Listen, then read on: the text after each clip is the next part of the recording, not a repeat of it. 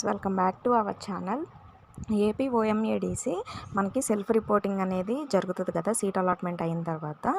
So 28న మనకి seat allotment అవుతుంది.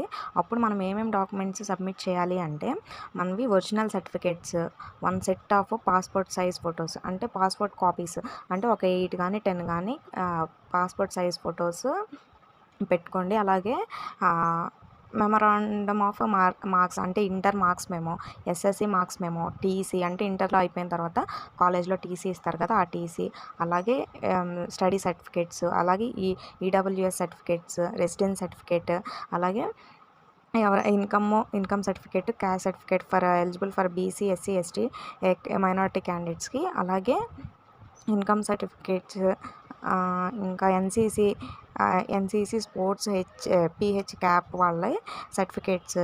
ఈ సర్టిఫికేట్స్ అన్నీ మనం సీట్ అలాట్మెంట్ అయిన తర్వాత ఆ seat allotment order, joining letter download చేసుకొని ఈ సర్టిఫికేట్స్ అన్నీ టూ సెట్స్ అనేవి మీరు ఒరిజినల్ డాక్యుమెంట్ ఒక సెట్, జిరాక్స్లో ఒక సెట్, 2 సెట్లు మీరు సబ్మిట్ చేయాలి.